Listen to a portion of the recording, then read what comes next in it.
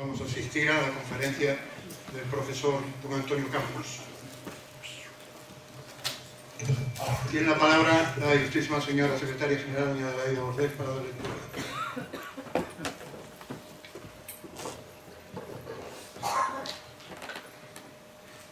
En la sesión de Junta de Gobierno celebrada el pasado 26 de abril de 2017, recogida en el acta número 315, se acordó incluir en la programación del presente curso la conferencia titulada Piel artificial del laboratorio a la clínica, a cargo del ilustrísimo señor profesor don Antonio Campos Muñoz.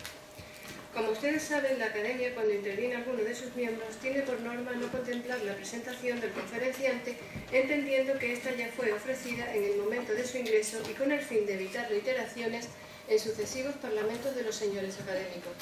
No obstante, recordemos que el profesor Campos Muñoz es catedrático de Histología de la Universidad de Granada y académico de esta desde el año 1982.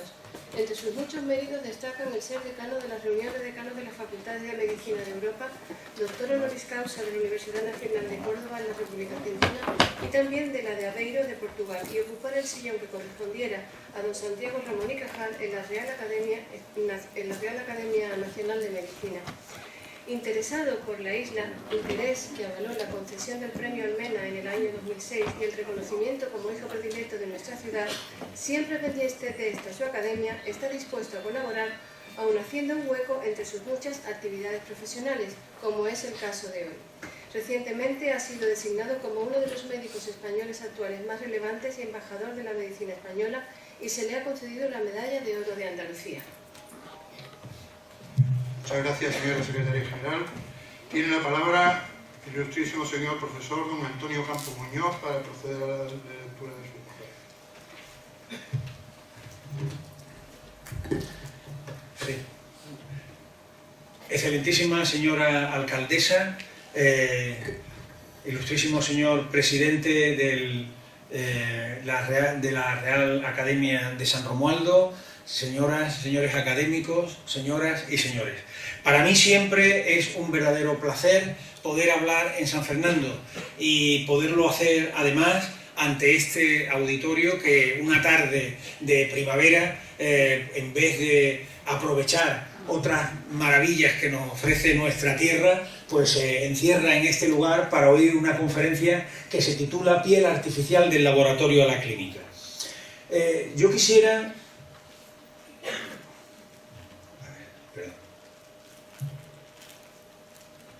Yo quisiera comenzar de la siguiente manera. Fíjense, en la historia de la evolución del ser humano a lo largo de todos los tiempos, el dolor, la enfermedad y la muerte han estado siempre presentes. Y el ser humano ha buscado mecanismos para aliviar el dolor, explicación a la enfermedad y consuelo para la muerte. Siempre. Por eso creo que la búsqueda de sanar es un hilo conductor a lo largo de toda la historia de la humanidad. En toda la historia de la humanidad, un hilo conductor es cómo el ser humano ha ido buscando sucesivamente la forma de aliviar el dolor, de entender la enfermedad, de evitar la muerte o al menos de consolarse con ella. Fíjense, el ser humano ha curado de 4 formas, solo de 4 formas desde el principio de los tiempos hasta nuestros días. Ha curado con la química, ha curado con la física, ha curado con la cirugía y ha curado con la palabra. Con la química, desde las plantas medicinales hasta las píldoras de diseño actuales que podemos comprar en cualquier farmacia. Con la física, con el frío, el calor, hasta la radiación, todo tipo de radiaciones, de ondas de toda naturaleza que hoy día disponemos en la terapéutica física, en los gabinetes de terapéutica física, en los servicios de rehabilitación y terapéutica física. Con la cirugía, evidentemente, desde utilizar el cuchillo más extraño que pudiéramos hacer con piedras, hasta con los robots que hoy utilizamos en la cirugía, los Da Vinci, que son unos aparatos robóticos que se utilizan en la cirugía actual, y sin duda con la palabra. El ser humano ha curado con la palabra, con la palabra amiga de las personas próximas, con la palabra del psiquiatra, con la palabra del psicólogo, con la palabra de todas aquellas personas que se han aproximado al ser humano enfermo para buscarle alivio y a veces solución a sus problemas. Pues bien, fíjense, resulta que en los últimos tiempos, y esto tiene un significado extraordinario, los seres humanos empezamos a curar con un nuevo instrumento terapéutico, con células y con tejidos. Fíjense en lo que significa esto. Significa que desde el comienzo de la humanidad hasta nuestros días solamente hemos tenido 4 formas de curar. Y estamos empezando a utilizar un quinto instrumento para curar, que son las células y los tejidos. Miren, las células en el siglo XIX, como ya muy bien culminó Cajal en su momento, las células forman el eje constitutivo de nuestro cuerpo, el sustrato estructural de nuestro cuerpo. Un poco más adelante, en el siglo XIX, Rudolf Virchow, en Alemania, demuestra, posiblemente el médico más importante del siglo XIX, demuestra que la enfermedad radica en la célula. Las enfermedades son alteraciones que existen en la célula. Y ahora, en el siglo XX y comienzos del XXI, la célula es un instrumento terapéutico. Esa es la evolución de la célula. Ocurre como a veces digo yo con la aspirina. Empezó siendo un analgésico y luego se utiliza para prevenir el infarto, para esto, y cada 10 años una nueva función. Bueno, pues con la célula ocurre algo parecido. La célula y el tejido sirven para curar. La primera prueba fue en 1957, cuando Donald Thomas comienza a utilizar los trasplantes de médula ósea. Recibió el premio Nobel en 1990. Y luego, muy recientemente, en 1993, Robert Langer, Joseph Bacanti, empiezan a hablar de ingeniería de tejidos, ingeniería tisular, construir tejidos artificiales. Mirad, el cuerpo humano, desde los años 30 del siglo pasado, desde que Joseph Needham en la Universidad de Cambridge estableció esto que hoy nos parece muy normal, el cuerpo humano se entiende hoy como una sucesión de niveles de organización. Los átomos conforman moléculas, las moléculas conformarán células, las células van a conformar tejidos, los tejidos órganos, los órganos aparatos, los aparatos el cuerpo humano, los distintos cuerpos humanos una sociedad y así sucesivamente. Esta es la historia. Bien, pues la medicina cambia con la concepción del cuerpo y entonces vivimos en una medicina de la sustitución. Los órganos alterados se trasplantan. Si uno tiene un hígado alterado, cambia el hígado, o cambia el corazón, o cambia un vaso. Si uno tiene alterado un gen, hoy puede cambiar, no en todos los casos, pero se empieza a poder cambiar los genes, el que está alterado por el que es correcto. Y con los fármacos las moléculas cambian unas a otras sin ningún tipo de problema. Pero faltaba un campo en el que no había esa sustitución. Ese campo es el que está cubriendo en estos momentos la ingeniería tisular, que lo que hace es construir tejidos artificiales para sustituir a las células y a los tejidos enfermos. Esto es la nueva terapia celular y tisular que tenemos. No quiero no hacer comentario de Joseph Needham porque me parece una figura extraordinaria. Hasta la mitad de su vida la dedicó a la investigación de tipo biológico, de tipo histológico, como la que evidentemente se demostró con este tipo de conceptos. Y la segunda mitad de su vida en la Universidad de Cambridge la dedicó a la cultura china y se convirtió en el experto más importante del mundo en cultura china, en sinología. Y entonces yo siempre me pregunto que no sé qué es más difícil, si cambiar de actividad a media vida o si haya una universidad que se lo permita. Esta es una duda que tengo que no sé cómo resolver. Si yo quisiera cambiar de vida en este momento, estoy seguro que mi universidad no me lo permitiría. Pero en cualquier caso, Joseph Needham tuvo la fortuna de que así ocurriera. Bien, esta imagen revela fotos para mí muy queridas de épocas en las que yo era estudiante de medicina en la Facultad de Medicina de Cádiz y empecé a dedicarme a la histología. Aquí estoy con algunos compañeros míos, algunos de ellos en la sala hoy. Y esta es la vieja Facultad de Medicina donde yo empecé a estudiar, un edificio del siglo XVIII lamentablemente destruido para tener hoy la nueva Facultad de Medicina. Este edificio del siglo XVIII fue un edificio que era histórico, porque es donde se creó el Real Colegio de Cirugía de la Armada. Y por tanto, a veces tenemos yo hago aquí un alegato a la defensa de los edificios históricos y a mantenerlos. Cuando yo empecé a estudiar histología, la histología, es decir, la ciencia que estudia los tejidos del cuerpo humano, que es a lo que yo me dedico, pues se dedicaba a esto, a conocer mejor los tejidos para el diagnóstico. Si conocemos mejor cómo son los tejidos, los diagnosticaremos mejor las lesiones, obviamente. Y a eso quise dedicarme. Bien.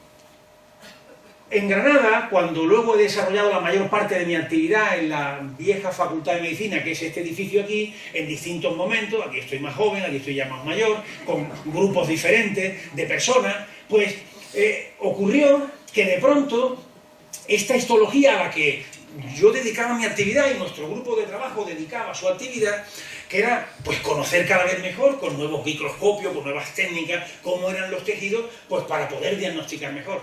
De pronto surge la ingeniería tisular. Y en un momento yo voy a hacer aquí, estoy aquí un poco, me siento muy en mi casa, y voy a hacer por tanto una charla en la que voy a aportar, pues ya se lo comentaba un poco a Juan, digo, a lo mejor voy a contar cosas más personales, pero en un momento determinado tengo contacto con ese artículo de ingeniería tisular. Y digo, esto intuyo que es importante, esto creo que va a ser importante, porque ¿por qué no vamos a construir tejidos? Y efectivamente, ahí pasó que hicimos un vuelco en nuestro trabajo, en nuestra propia histología, para dedicarnos a una histología que ya no fuese a un conocimiento de los tejidos, no ya para el diagnóstico, sino a construir tejidos para curar. Es que es un cambio de paradigma, es un cambio completo en una disciplina. Y a eso, fundamentalmente, dediqué todos los años que pude a partir de los años 90. Y ustedes me dirán, bueno, ¿y por qué uno decide esas cosas? Yo no lo sé, pero yo he tenido siempre muy presente algo que leí desde muy joven en Ortega y Gasset. Decía Ortega que hay que estar a la altura de nuestro tiempo. Y yo he querido siempre estar a la altura de mi tiempo. He querido que donde esté, en el departamento de histología, en la facultad donde yo esté, en el lugar donde yo trabaje, tenemos que estar a la altura de nuestro tiempo. Si ese es nuestro tiempo, a ese tiempo tenemos que irnos. Y por eso nos dedicamos con todos los medios y todas las limitaciones que pudiéramos tener, a construir tejidos artificiales. Mirad, entonces, la primera vez que hablé de ingeniería tisular fue en el Congreso de Histología de Alicante de 1999. Pero la vez que ya, de una forma más seria, hablé, fue en un libro que se organizó en México, que se titulaba Los nuevos retos de la docencia y de la histología del siglo XXI. Y ahí aposté totalmente porque la histología del siglo XXI tenía que ser la histología de construir tejido. Esa era la histología a la que teníamos que ir encaminados. Y así también fue el tema del discurso que di para ingresar en la Real Academia Nacional de Medicina el año 2004. Como yo soy un poco tozudo, digámoslo así, pues hice algo que fue muy atrevido entonces, pero ya se lo voy a contar. La Sociedad Española de Histología se fundó en el siglo XIX. Sociedad Española de Histología la fundó Aureliano Maestre de Sagún en el siglo XIX. Era una sociedad histórica. Y yo propuse en un congreso de la ciudad cambiarle el nombre y ponerle Sociedad Española de Histología e Ingeniería Tisular. Y efectivamente, por muy poco voto, gané la votación. Y por tanto, la sociedad se llama ahora así. Y evidentemente porque esa es la sociedad del siglo XXI y eso es lo que tenemos que hacer en el siglo XXI y es la orientación que tenemos. Y no bastaba con decirlo y proclamarlo, teníamos que intentar hacerlo. Y ahí empezamos a trabajar. El primer tejido artificial que construimos fue una córnea en el 2005 y una más mejorada el 2011. Mucosa oral, vaso sanguíneo, nervios artificiales. Estamos ahora con paladar artificial y luego les voy a hablar de la que va a ocupar el día de hoy, que es la piel artificial. Y esto, lógicamente, lo fuimos publicando en una serie de revistas. La ingeniería tisular, no solamente la hicimos nosotros, por supuesto, muchas personas en el mundo, en distintos lugares, se dedicaron a construir tejidos. Miren, fijaros aquí la evolución. En 1994 había solo 10 artículos con publicaciones sobre ingeniería tisular. En el 2018, lo he mirado poco antes de llegar, 99.390. La explosión ha sido extraordinaria. El crecimiento de la ingeniería de tejidos ha sido extraordinario. Pero ¿qué ocurre?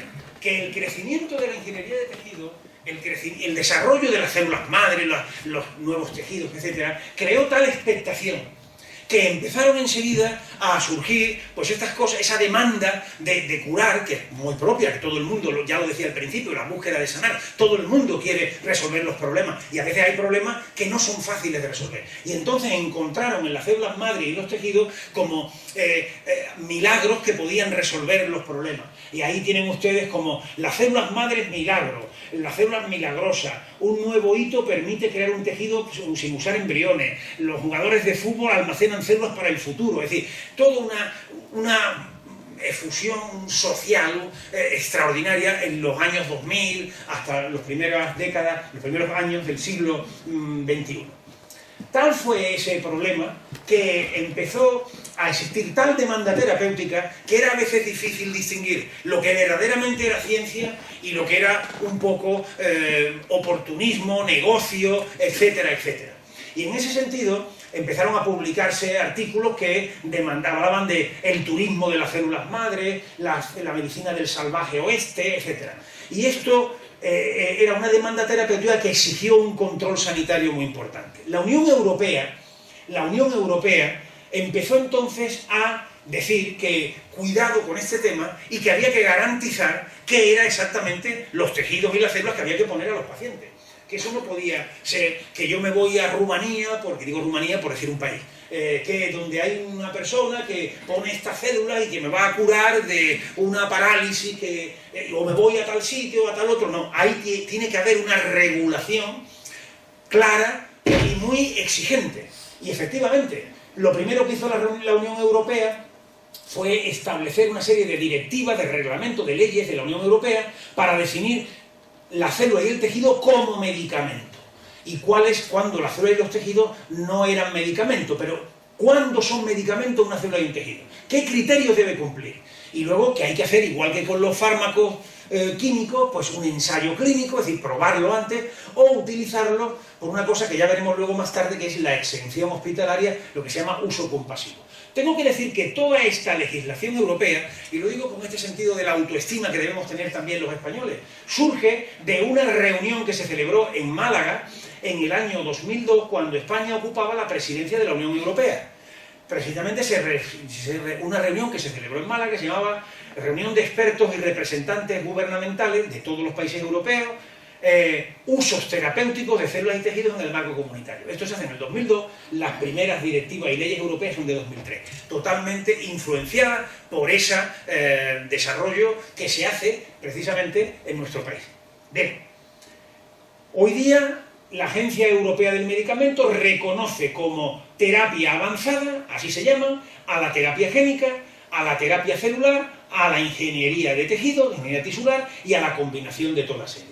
Bien, pues mira, este es el proceso que hay que seguir para que las células y los tejidos se puedan utilizar como medicamentos y, por tanto, no se pueden utilizar si no pasan por todas estas fases. La primera fase, sin duda ninguna, es que hay que identificar un problema médico. Luego hay que hacer el diseño del tejido artificial. Luego hay que hacer una investigación llamada preclínica. Luego tiene que autorizarse legalmente, cuando todos estos pasos han sido superados. Luego se elabora el medicamento en determinadas condiciones.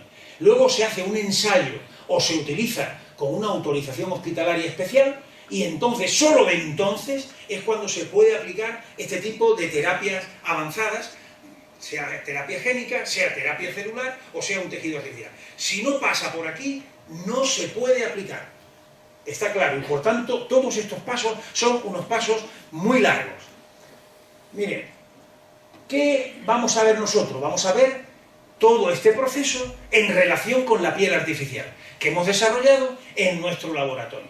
Esta piel artificial se va a aplicar en esta última etapa por exención hospitalaria, porque claro, no vamos a hacer un ensayo con un gran quemado. Dice, bueno, a este gran quemado no le ponemos la piel y a este otro sí. No, eso no se puede hacer. Y entonces, en esos casos, cuando se utiliza la exención hospitalaria, que luego hablaremos de ella. Mira, la piel está presente en la biología, está presente en las artes plásticas, está presente en la antropología, los tatuajes, está presente en el cine, en la literatura. El país bajo mi piel, de una excelente poeta, Gioconda Belli, nicaragüense por cierto. Bueno, y está presente hasta, yo esto no lo sabía mucho, pero en el Nyotaimori y el Nantaimori. Y es como en algunos sitios en Japón, pues el cuerpo humano es el lugar donde se depositan los alimentos para que en la temperatura corporal puedan llegar a tener, o sea que la piel da para todo, hasta incluso para estos lugares. Bien, pero yo me voy a ocupar de la piel como estructura lógicamente histológica, biológica que tenemos que estudiar. Mira, la piel está compuesta por varias capas, pero las dos fundamentales son estas. La epidermis, que es una población de células que se llaman queratinocitos, las más importantes. Hay otras, pero las más importantes son los queratinocitos, las más abundantes. Hay también melanocitos, otra serie de células, de Merkel, de Langerhans, etc. Y luego está debajo esta estructura, que es la dermis, que está formada por células, la más importante, los fibroblastos, y luego la matriz extracelular, que es un material, que son las fibras de colágeno, reticulina, elásticas, bueno, y aquí hay vasos, nervios, etc. La piel tiene 1,5 metros cuadrados, pesa 3 a 4 kilogramos y representa el 15 al 20% del cuerpo. Y bueno, es una barrera externa, tiene una actividad sensorial, recibe estímulos sensoriales, tiene una actividad secretora, glándulas que segregan, tiene un mecanismo defensivo, etc. Pero vamos a ver esto. Es evidente que hay una serie de patologías que tienen que ver con la piel, y aquí hay personas que pueden hablar de esto con más patología congénita, infecciosa, alérgica, tumoral, traumática. Pero mirad, hay también una patología muy grave que son las quemaduras, algunos tumores, y que exigen lo que se llama, lo que hemos visto al principio, una terapia de sustitución. Si uno tiene la piel alterada, cambiemos la piel, pongamos otra. Y entonces la piel artificial lo que tiene como objetivo es sustituir la piel en estos grandes quemados, en estas lesiones tumorales, etc. Bien, mirad, lo primero que se hizo al respecto fue, pues, en los años 70 del pasado siglo, que fue utilizar esos queratinocitos de la piel y dispersarlos por las lesiones cutáneas de los grandes quemados. Bueno, eso era lo que se podía hacer. Hoy se utiliza también para los grandes quemados piel de cadáver, es lo que más se utiliza. Y algunos otros productos como estos que se han hecho en años anteriores, que es la epidermis es sustituida por una membrana de silicona y la dermis es sustituida, por ejemplo, por colágeno y por condroitin sulfato, por distintos componentes, o aquí por queratinocitos la piel y por fibrina de la sangre. Bien, esto se ha ido haciendo. Nosotros vamos a fabricar piel artificial. Nos propusimos ante ese problema, que son los grandes quemados, decir, ¿por qué no? Porque la pregunta que hay que hacerse muchas veces, ya les he dicho, les decía, hay que estar a la altura de nuestro tiempo. ¿Por qué no lo vamos a hacer nosotros? ¿Por qué hay que dejar que lo hagan en otro sitio? Nosotros lo podemos hacer. Lo tenemos que intentar hacer. Hay un problema grave y hay que intentar buscar una solución. Ya habíamos hecho la córnea artificial y pensamos que con esa experiencia podíamos abordar la piel. Lo primero que tuvimos que hacer es aislar y cultivar las células de la piel. Esos queratinocitos y esas fibroblastos, sobre todo, tras la biopsia cutánea. Hacer una biopsia y aislar la célula. Luego elaborar una matriz parecida a la dermis. Y luego tratar de fabricarla. Vamos a ver cómo lo hacemos. Mirad, una biopsia cutánea, esto es lo que hemos visto antes, entonces, perdón. Y entonces...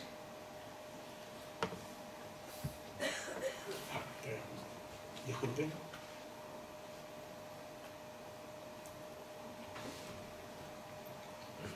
No, es que se falta uno.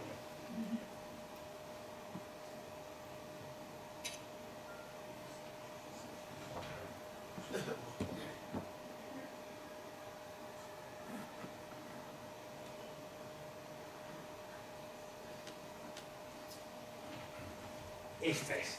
Bien, mire, lo primero, como les digo, primer paso, aislar la célula, primero una biopsia de la piel, y entonces vamos a aislar estas células de aquí, las represento de esta manera, y las cultivamos, los queratinocitos.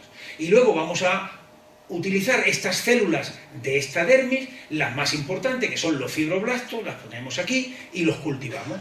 Ya tenemos cultivados las células de la epidermis y tenemos cultivadas las células. ¿De acuerdo? Bien. Ahora vamos a fabricar este biomaterial, vamos a utilizar un biomaterial para sustituir la dermis. Y efectivamente, esto es lo que nos llevó más tiempo de trabajo. ¿Qué podíamos sustituir en vez de la dermis? Teníamos los fibroblastos que íbamos a colocar luego encima, pero dentro de ella, pero ¿de qué podemos hacer esta estructura? Y estuvimos probando con colágeno, estuvimos probando con agarosa, estuvimos probando con fibrina humana, y finalmente llegamos, por esto del eureka, se te ocurre mezclarlo, porque dice, bueno, vamos a poner las propiedades que tiene la fibrina y las propiedades que tiene la agarosa. Y eso es lo que hicimos.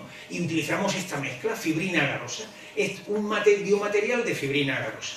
Y entonces, con ese biomaterial y con las células que ya habíamos aislado, vamos a construir la piel. Y no es tan complicado. Esto es como una receta de cocina, pero con células.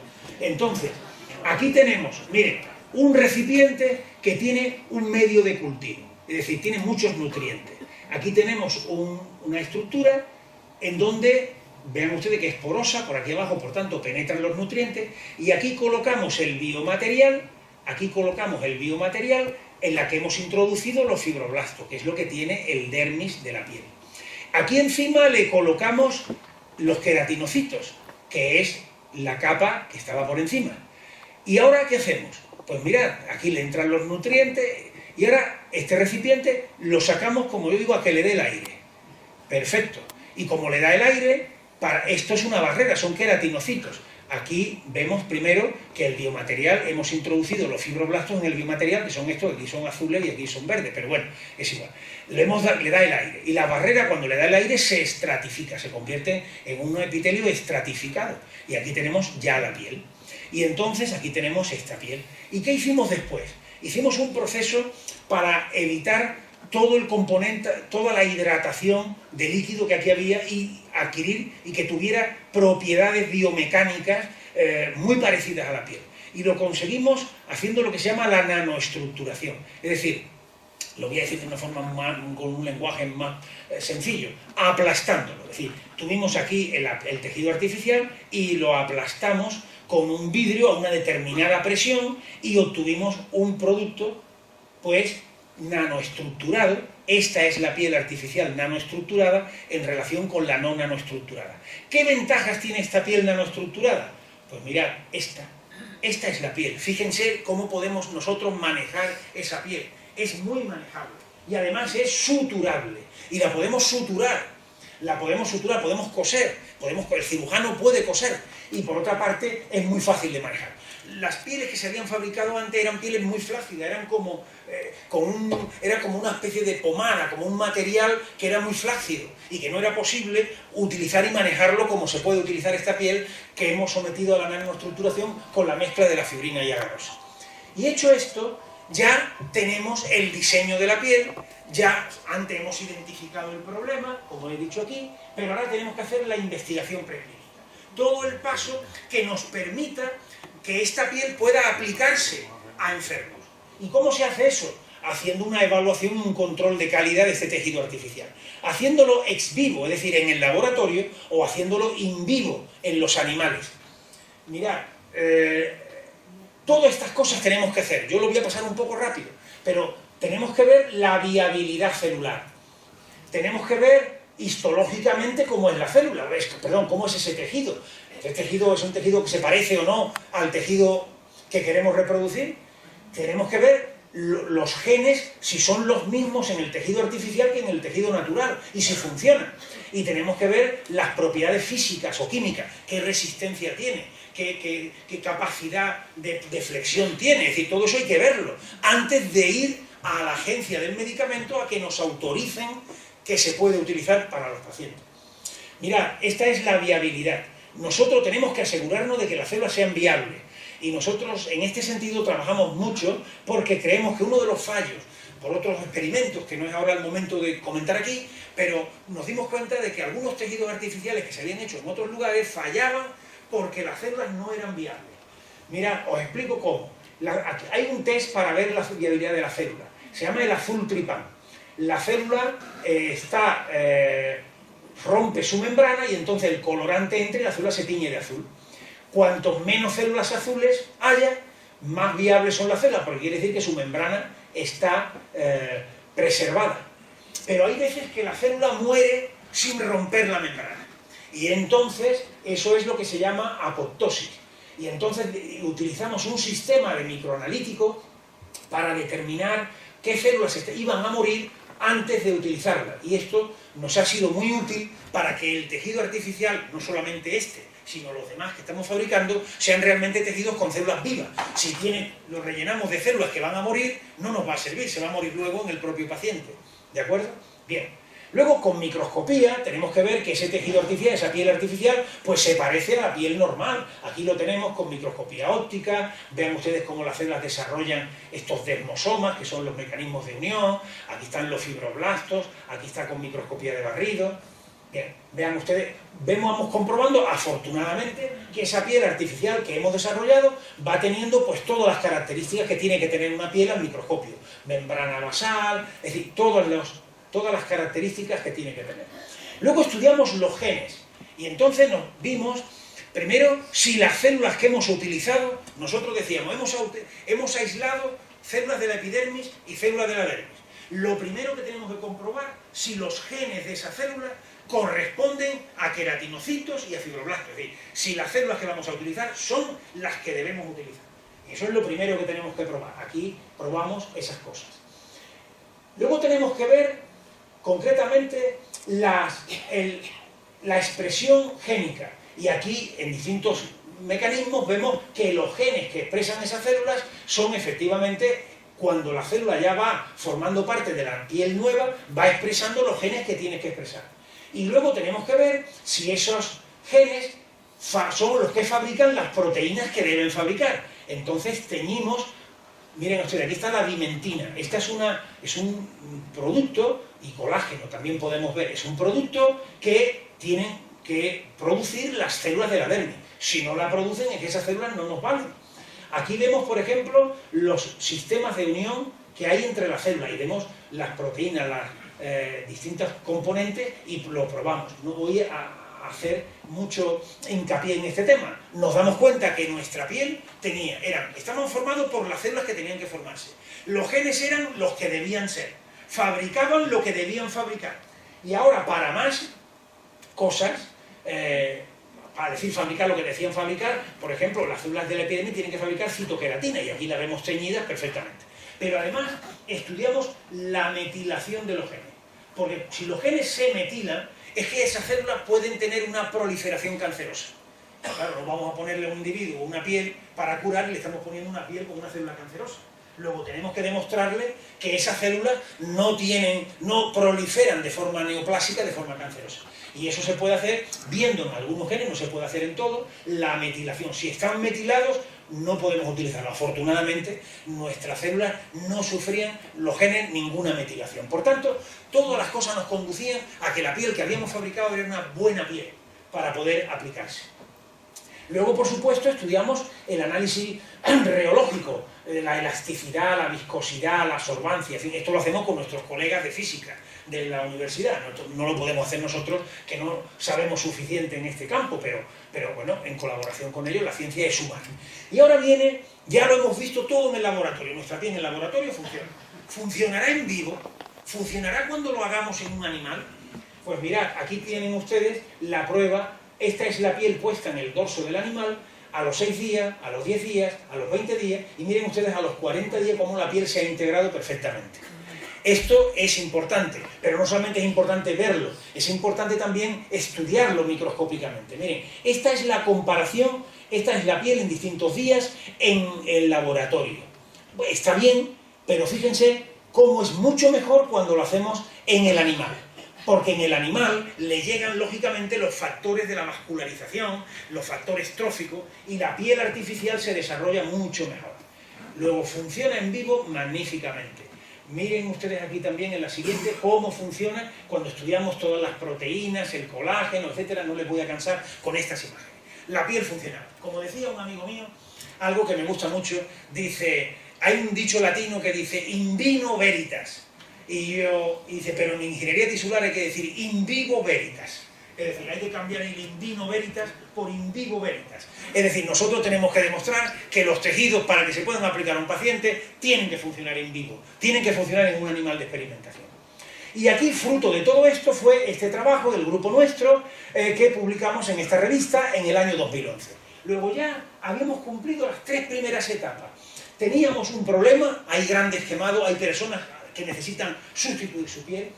Habíamos diseñado un tejido con biomateriales desarrollados también en nuestro laboratorio, habíamos hecho una serie de pruebas, lo habíamos probado en animales y aquí, luego, lógicamente, hay que publicarlo y contrastarlo en revistas que puedan ser criticadas por otras personas, lógicamente. Esto, por supuesto, no es obra mía, es obra de un grupo, y lo quiero insistir, y es obra también, y hay que ser agradecido siempre, es obra del dinero que los fondos públicos nos dan para investigar. Y aquí nosotros hemos recibido dinero del Fondo de Investigaciones Sanitarias del Instituto de Salud Carlos III, de la Fundación Fibao, de la Universidad de Granada. Ha sido fundamental, y a partir de lo que yo les voy a contar ahora, todavía más, la Iniciativa Andaluza de Terapias Avanzadas, que es una agencia dedicada a estos temas, que está en la Consejería de Salud y la Consejería de Economía y Educación, entre ambas, forman una agencia que es la Iniciativa Andaluza de Terapias Avanzadas, que nos ha ayudado muchísimo en este aspecto, la Fundación Benéfica Anticáncer San Francisco Javier y Santa Cándida de Granada, el FEI Biotic de Granada, etc. Bien, pero ahora viene, ya tenemos el tejido, ya lo hemos probado, y ahora viene el paso fundamental, que es ese que la Unión Europea empieza a poner para ver si todo esto lo podemos aplicar a unos pacientes. Hay que aprobarlo en la Agencia Española del Medicamento. Y entonces en la Agencia Española del Medicamento, que es una dependencia de la Agencia Europea del Medicamento, que hasta hace poco estaba en Londres y que ahora va a estar en Ámsterdam en el futuro, pues aprobado por la Agencia Española, ya sigue los criterios de la Agencia Europea y ya vale. Hay que ir allí a sentarse como si fuese un tribunal. Y ahí empiezan a uno a preguntarle de todo. Empiezan a preguntar, bueno, ¿y ustedes este material que están utilizando, ¿de dónde lo tienen? La garosa, ¿ustedes saben si produce algún tipo de problema en otras circunstancias? O sea, es un examen exhaustivo, completo, riguroso, a los que vamos con todos nuestros experimentos, con todos nuestros detalles, con toda nuestra información. Y bueno, les voy a poner un ejemplo. Nosotros, para cultivar las células necesitan medios de cultivo. Utilizamos un producto que se llama suero bovino fetal. Es decir, eso es un suero que viene de los bóvidos, de las vacas. Es un suero, un material que viene de animal, concretamente bovino. Y entonces, esto se utiliza normalmente. Y entonces, ¿y ustedes qué suero bovino fetal utilizan? Pues nosotros utilizamos suero bovino fetal, el que se vende en el mercado, que se utiliza en toda Europa para... No. Eso no lo pueden ustedes utilizar. ¿Cómo que no lo podemos utilizar? Entonces las células no van a crecer, entonces esto no puede ser. No. Ustedes solo pueden fabricarlo para los pacientes si el suero bovino fetal viene de Australia. Suero bovino fetal australiano. Y bueno, ¿pero por qué? Porque es el único continente que no tuvo la enfermedad de las vacas locas. Y entonces fíjense ustedes hasta qué extremo. Yo, si les cuento esto, que es un detalle, pero hasta qué extremo se llega para poder autorizar un medicamento de terapia avanzada para uso en pacientes. Bueno, pues se autorizó la piel nuestra y se autorizó para uso compasivo. Es decir, que no íbamos a hacer un ensayo clínico como con las córneas. En las córneas se puede hacer un ensayo clínico con el modelo nuestro, porque al que no se le ponga la córnea nuestra, se le puede poner un trasplante de córnea y no se le hace ningún daño al paciente. Pero a un paciente con unas quemaduras del 50, del 70%, por poderle poner una piel que lo puede curar y no ponerle nada, es condenarlo a la muerte o condenarlo a unas lesiones tremendas. Esto no se puede hacer, no es ético. Entonces, en esos casos es cuando se utiliza el uso compasivo. Bien, bueno, la iniciativa andaluza es la que nos ha ayudado en todo este paso a toda la documentación que hay que realizar y a preparar luego ya estos medicamentos en estas salas que se llaman salas blancas, salas GMP o salas blancas. En esas salas hay que trabajar de esta manera. Fíjense de qué manera hay que trabajar. Tiene que tener un control ambiental, hay que trabajar con vestidos especiales, hay que tener contadas el número de partículas, hay detectores de partículas, hay que ver la presencia de agentes microbiológicos, los reactivos, todos tienen que ser con materiales como el que les he dicho, el suero bovino, por ejemplo, australiano.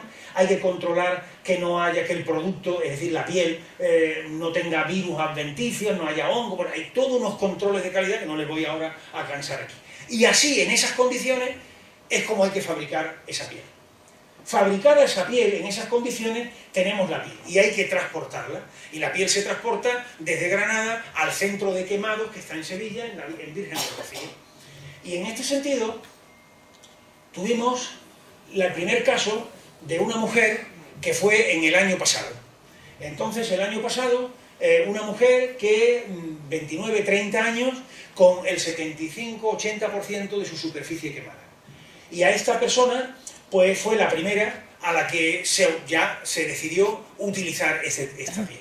Y aquí ven ustedes concretamente cómo estos trozos de piel se van sobre esta superficie quemada.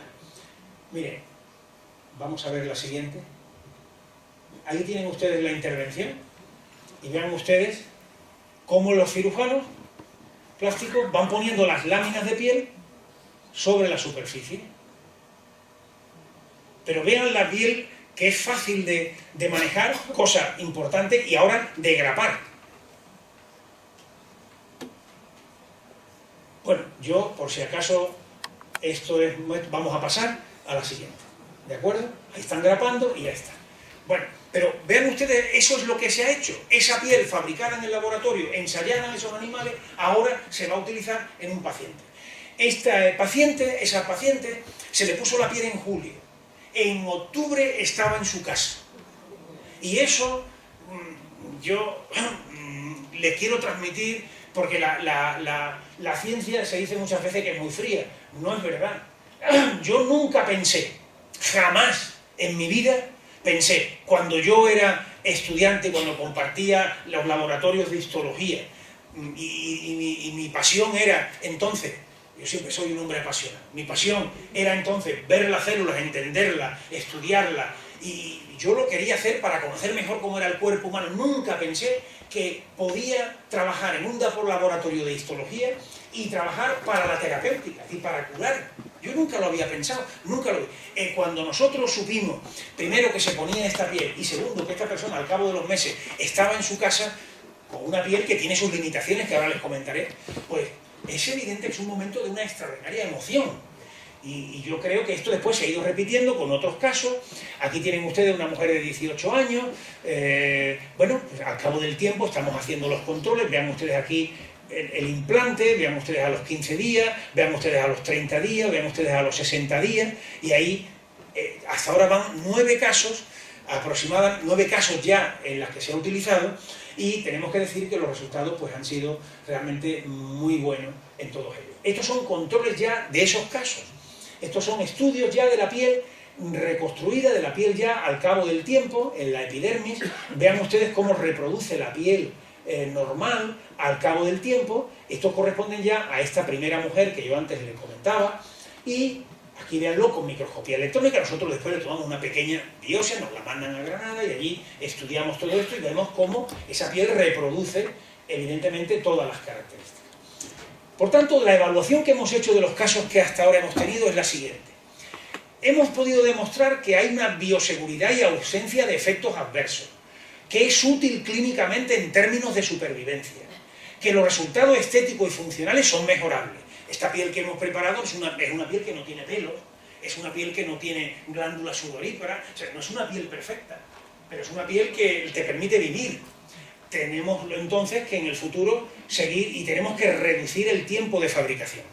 Porque ¿cómo se fabrica esta piel ya? Pues mira, la piel se fabrica porque cuando llega el gran quemado se le hace una pequeña biopsia, igual que hacíamos nosotros antes para tomarla, una pequeña biopsia en la parte sana que no se ha quemado, la mandan a Granada y en Granada tardamos 20 días, se tardan 20 días, en el centro, en la sala GNP, que está allí ubicada en el Hospital Virgen de las Nieves, y ya eso lo hacen una serie de técnicos, no lo hacemos nosotros. Y entonces, esta piel ya con las recomendaciones exactas que dio la agencia del medicamento, reproducen ese protocolo y con esa piel en 20 días tienen esas láminas de piel que hemos visto, que son las que se llevan otra vez a Sevilla para poderlas poner en el paciente. Y ahora ya de esa piel tomamos esas muestras y nosotros hacemos esos controles para ver cómo van. Por tanto, ojalá pudiéramos, estamos trabajando en ello, en reducir el tiempo de fabricación, ojalá pudiéramos mejorar esa piel. Mirad, ¿cuáles son retos del futuro que estamos trabajando? Nosotros necesitamos que la piel humana sea una piel mejor. Ojalá en el futuro pueda tener glándulas, pelo, ojalá. Y también estamos intentando hacer que se reduzca el tiempo. ¿Cómo lo podemos hacer? Mirad, podemos utilizar otras células. Estamos utilizando para hacer piel células del cordón umbilical, células, por ejemplo, de la grasa, células, por ejemplo, de la pulpa dental. Y con esas células madre de estos lugares hemos fabricado ya piel. Esta epidermis que ven ustedes aquí está fabricada con células concretamente de la gelatina de Wharton, células del cordón umbilical. Y fíjense ustedes cómo la epidermis es igual. ¿Por qué nos interesa fabricar esta piel con estas células madre? Pues porque la podemos almacenar en un banco de tejido. Y si la tenemos almacenada, quiere decir que no tenemos que esperar 20 días, que se la podemos poner al paciente con quemadura de forma inmediata. Ese sería un gran logro para el futuro. Y ahí, en esa dirección estamos trabajando. Esta piel nueva, hecha con células del cordón umbilical, esto lo hemos publicado recientemente en esta revista. Bien, si nosotros modificamos cualquier mínima circunstancia que tenga que ver con la piel artificial que le hemos presentado a la agencia del medicamento, tenemos que volver a este paso. Tenemos que volver a hacer toda la investigación preclínica en animales y volver otra vez a pasar por la autorización legal y volver otra vez a pasar por todo. Esto es un tema complejísimo. Espero que en el futuro se pueda facilitar más.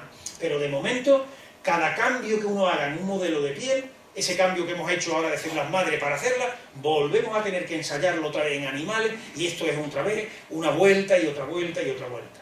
¿De acuerdo? Señores, yo quiero ir terminando, vamos a ir terminando. Les decía al principio que la búsqueda de sanar es algo que ha estado presente en toda la historia de la humanidad. Que durante toda la historia de la humanidad hemos curado solo de 4 maneras. Con la química, con la física, con la cirugía y con la palabra. Pero que estamos empezando a curar con células y con tejido. Que esto no somos conscientes de que estamos viviendo los albores de una era nueva. De una era nueva de la medicina. Y por tanto de una era nueva de la humanidad. En la que tenemos un poderoso instrumento para curar nuevo. No sabemos cómo se va a desarrollar. No sabemos si este sistema, por supuesto, será complementario a los demás. Pero todavía quedan tantos interrogantes, tantas preguntas, tantos experimentos, tantos horizontes a los que llegar. Yo, utilizando aquí esta simbología, diría, tantos puentes que cruzar, tantas estrellas y lejanías que observar, tantos mares que navegar, tantas fortalezas que culminar y que poder escalar y poder entrar en ellas. Bien, todo esto nos queda mucho. Todo esto luego tiene que aplicarse en el sistema de salud. Tenemos que estudiar tantas cosas para poder hacer posible todo esto, que el mundo es un mundo, el que nos viene en el futuro, como todo ha sido siempre la vida, un mundo lleno de interrogantes, lleno de preguntas, lleno, ojalá, de posibles respuestas para mejorar nuestra salud. Yo quiero simplemente tener presente esto, que lo tengo presente desde que yo era estudiante de medicina. Tenemos aquí una excelente exposición, o al menos yo lo veo así, de Cajal, que yo le invito a todos a que la vean despacio, tranquilamente, a que traigan a sus hijos, a sus nietos, a todas las personas que la puedan ver, para que vean lo que Cajal fue capaz de hacer. Y sobre todo para que todos, invitarnos a todos, a cada uno en nuestro puesto, a cumplir esto que decía don Santiago Ramón y Cajal, y para mí ha sido siempre un motivo importante de mi vida. No hay cuestiones agotadas, sino hombres agotados en las cuestiones. Esto es muchas veces lo que debemos tener todo presente, no solamente, por supuesto, en mi caso yo procuraré tenerlo, pero también en todas las facetas de la vida, en el trabajo de cada uno. Los temas no están agotados, siempre a veces somos nosotros los que nos agotamos en resolverlos. Y nada más, muchas gracias a todos.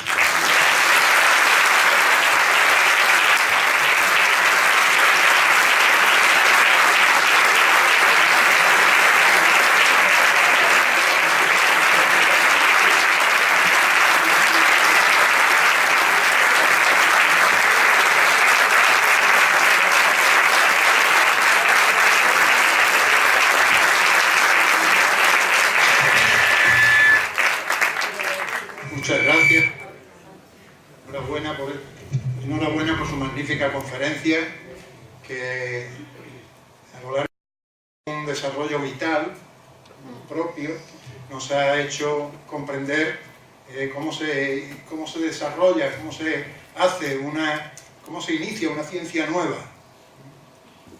No solamente ha sido una magnífica conferencia, que todo el mundo ha comprendido dentro de la dificultad que la ciencia presenta, pero que ha estado al nivel de conocimiento y de entendimiento de todos.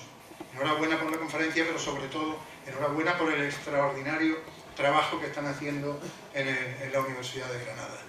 Eso sí que es de felicitar. Y aquí un pequeño recuerdo. Muchas gracias. Muchas gracias. Enhorabuena.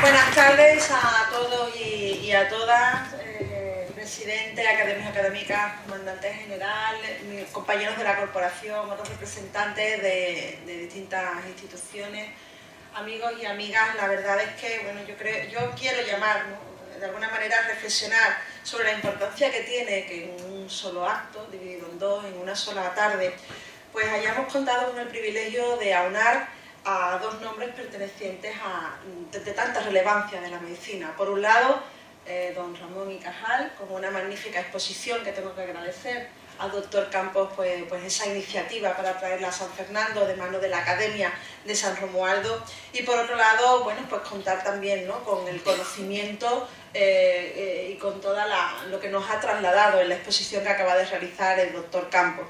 Decía antes, cuando inaugurábamos la exposición, y no quiero extenderme porque ya tuve la oportunidad de dirigirme a la mayoría del auditorio en ese momento, que don Ramón y Cajal no podía encontrar mejor embajador, ¿no?, para hablar de su trayectoria, de su pasión, de esa conciencia social que imperó en el trabajo a lo largo de la historia de Ramón y Cajal, que el doctor Campos.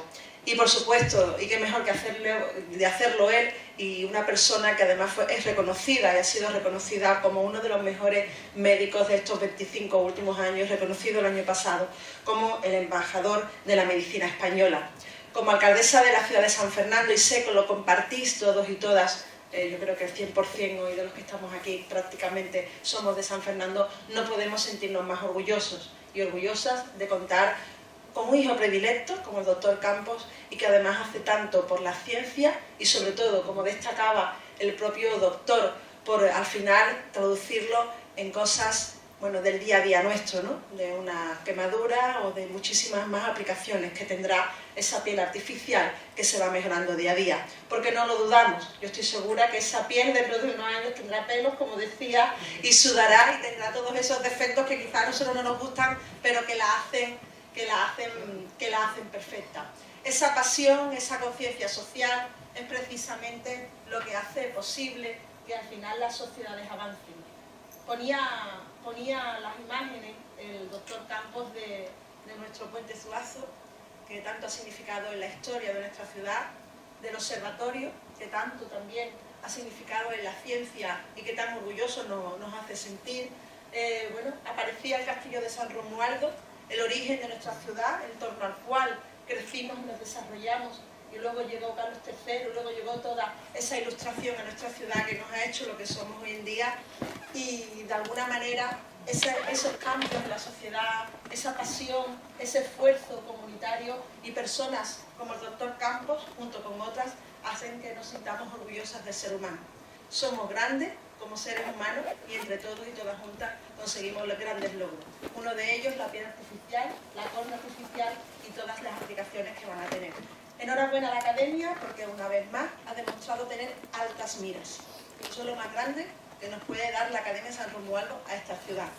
No contentarse con, bueno, pues cosas que pueden ser de alguna manera más cotidianas o que pueden tener un mayor llamamiento, que no lo digo por esto, pero que sin duda esas altas miras, ese alto nivel que permanentemente nos ofrece en las conferencias que programa, pues hacen estar a la altura. Y el ejemplo y bueno, el resultado es la amplia convocatoria que tiene cada día. Nos engrandece también a todos y a todas, ya queda poco del curso académico, el premio Puente Zuazo pues dará ese punto final, pero quiero destacar que sin duda este ha sido uno de los actos más importantes de todo el curso académico y viene de la mano, como decía, de un académico y de un hijo predilecto de esta ciudad reconocido con la Medalla de Andalucía. Algo que tuve el honor de estar personalmente y os aseguro que me sentí muy orgullosa. Ser medalla de oro de Andalucía es un reconocimiento dignísimo y de alto nivel y que por supuesto se lo merecía el doctor Campos. Enhorabuena por todo, es el primer acto en el que está después de recibir la medalla y yo te le quería dar el reconocimiento en nombre de tu ciudad, de tus paisanos y de tus paisanas y de verdad celebrarlo contigo. Así que enhorabuena, muchas gracias, enhorabuena Academia y gracias a todos.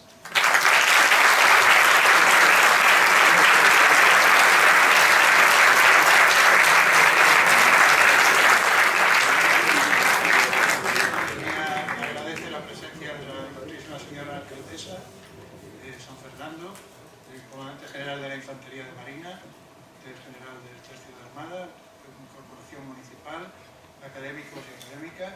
Les agradece la presencia masiva del día de hoy a todos ustedes y muchas gracias a todos. El próximo acto de la Academia será una conferencia que lleva por título Las arquitecturas del Teatro Coliseo de la Villa de la Real Isla de León, que dará la ilustrísima señora doña María Jesús Albarrear Núñez, arquitecta y profesora de la Escuela Superior de Arquitectura de Sevilla. Presentará don Juan Carlos Chávez el martes, día 8 de mayo, a las 7:30. Aquí también están todos ustedes invitados. Queda el acto final.